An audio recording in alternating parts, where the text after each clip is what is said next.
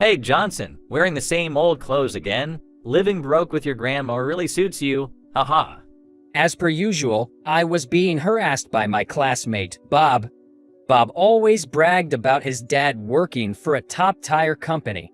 He loudly boasted about his weekend trips to theme parks and movie theaters, as well as family trips abroad during summer vacations, making sure everyone heard him. Most classmates probably disliked Bob internally. However, he was tall and muscular for a kid, like a boss of the class, so no one dared to defy him. He especially targeted me, living in poverty with my grandmother, and harassed me almost daily. If my mom and dad were still alive, I wouldn't have to feel this miserable. I clenched my fist, shaking in anger. At 11, I lost my parents in an earthquake. It was during spring break, and I happened to be staying at my grandma's place. I was shocked by the footage on the TV, and when I saw my parents' names among the casualties, I was stunned. After the quake, when Grandma and I returned to our hometown, the entire area was devastated. Homes, facilities, and factories were destroyed and washed away. Where our house once stood, rubble and debris from elsewhere were piled up. The tsunami didn't just take my parents and home. It washed away all our memories. I was taken in by my grandma amidst this unexpected tragedy, unsure where to direct my anger. Grandpa had already passed away, and Grandma lived on a meager pension. With little to no financial flexibility, Grandma struggled to raise me. Previously, she was content with a simple meal, but now with me growing and eating more, expenses increased. Costs of school items like backpacks, gym clothes, and swimsuits, not to mention school lunches and field trip fees. Despite conserving our savings as much as possible, we barely managed to get by. As I reached middle school, preparing for college expenses, Grandma started working at a nearby convenience store. Grandma married Grandpa right after graduating and hadn't worked before. Though she never complained to me, I sometimes caught a glimpse of her weary face, showing her struggles with the job. Despite the hardship, she never just spoiled me. She taught me good manners and discipline, emphasizing never to inconvenience others. I didn't want to burden her, so I never told her about the bullying. One day, I was heading to the store where Grandma worked. It was to pick up expired lunch boxes. The store, run by a franchise owner, typically discards items past their sell-by date. But considering Grandma's situation, the owner let us have the bread and lunch boxes. So on days when Grandma worked late, I'd pick up my share right after school, before the evening rush. It had been a year and a half since Grandma started working there. Lately, she'd been saying the job's become easier, and she enjoys working with her friendly manager and colleagues. But considering her age, it must still be tough. I wanted to ease her burden as soon as I could. As I entered the store, I unfortunately spotted Bob and his dad. I wanted to turn back, but Bob caught sight of me. I'll get the lunchbox after Bob and his dad leave. That was my plan, but it wasn't just Bob who noticed me. John, here's your lunchbox. It just went past its sell-by date a couple of hours ago. Get home and eat it fast. As Grandma handed me the lunchbox, I hung my head in shame. I felt my face burn and my stomach churned. Even with my head down, I sensed Bob smirking and approaching me. You eat expired lunchboxes? Just what I expected from someone as po as you are. Grandma gasped upon hearing Bob. She was unaware that Bob was my classmate or that he was bullying me.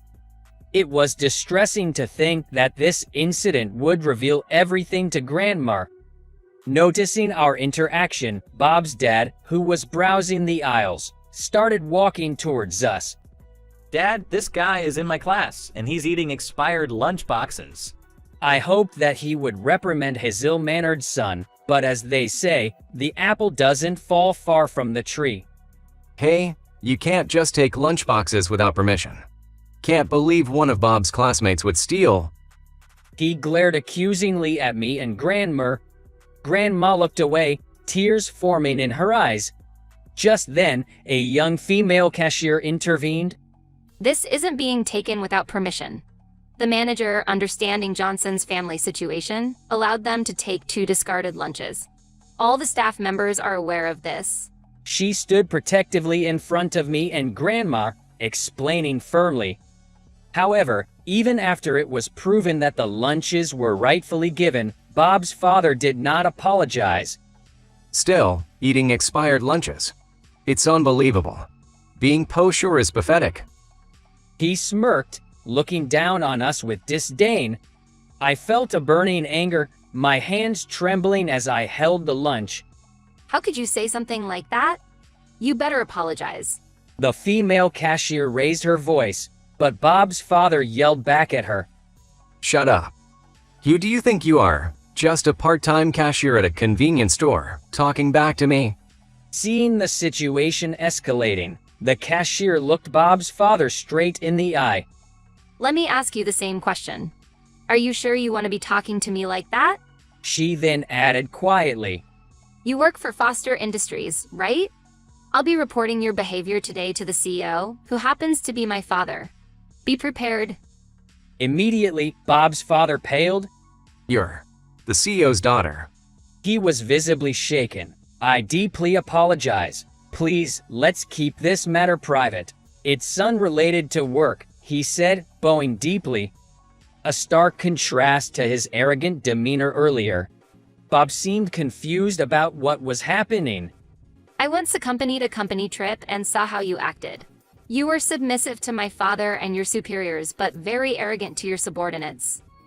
I'm not an employee and didn't want to get involved, but I now realize that having someone like you in the company is an issue. Hearing her words, Bob's father quickly realized that apologizing would be futile. He motioned for Bob to follow him, and they hurriedly left the convenience store. Thank you so much, Susan. Grandma bowed to Susan, and I quickly followed suit in thanking her. It's all right. Oh, a customer has arrived. I need to get back to the counter. She noticed a customer entering and went back to work. I felt it would be rude to disturb during the store's busy hours, so I called out to Grandma and left. That evening, Grandma brought Susan home. You must have felt terrible, right? I'm sorry. Looking guilty, Susan apologized. No, it's not your fault at all. Thank you for helping us, I replied, and she gave a warm smile. Johnson is my savior. I just couldn't stay silent. Susan explained that after college, she was living comfortably, helping with housework as told by her mother. However, wanting some real-world experience, she took a part-time job at the convenience store. Being pampered all her life, she made many mistakes at work, causing trouble for the manager and co-workers. That's when Grandma stepped in and helped her, teaching her not just about the job but also about good manners and etiquette. She said, Susan is like another grandchild to me, to which Susan nodded in agreement. I felt a warm and fuzzy feeling inside as I listened to the story. Later on, Bob and his family moved away due to his father's job transfer. I learned from Susan that it was a demotion and he was sent to a remote branch. Damn it, this is all your fault. Bob shouted at me, but his words didn't bother me at all. With the way he acted, it was clear that Bob would have trouble making friends at his new school. With him gone, the class environment became much brighter. A change of seats in class brought me some new friends, and school became much more enjoyable. I was uncertain about my future after graduation, but with Grandma's encouragement, I decided to pursue college. I studied hard and was accepted into my top choice school. But just as I was about to graduate from high school, a dark cloud loomed over my life. Grandma fell ill and couldn't work anymore. Though her life was not in danger, she would be out of work for a while, which meant no income and mounting medical bills. I decided to forgo college and start working to support us. I originally wanted to work so I could give my grandma a break. It just happened sooner than expected. Right around that time, Susan came to visit my grandma in the hospital. Susan had already quit her part-time job at the convenience store and was working at her father's company. She heard about my grandma's hospitalization from a former co-worker at the store and made the effort to visit. Not only did Susan bring a gift for my grandma, she also gave me a present to celebrate my college acceptance. It looked like a high-quality, black leather pencil case from a renowned brand. Thank you so much, but I'm not planning to go to college. When I replied like that, my grandma was taken aback. John, I'm so sorry. Because I had to be hospitalized. I'm sorry I can't support you for your future. The savings my grandma had set aside for my college were spent on hospital bills, treatments, and medications. It's okay. I didn't really want to go to college. I'll work hard now, even for the both of us, I said with a smile, not wanting my grandma to feel guilty. Then Susan turned to me. John, I'll cover your college tuition. Shocked by the sudden offer, I exclaimed, "What?" In return, I want you to work with me after you graduate. Then you won't have to repay the tuition. Susan is currently working with her father, but she's considering starting her own business.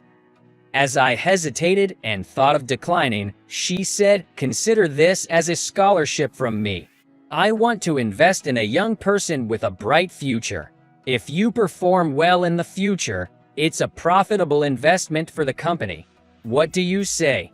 Susan's passionate persuasion brought tears to my eyes.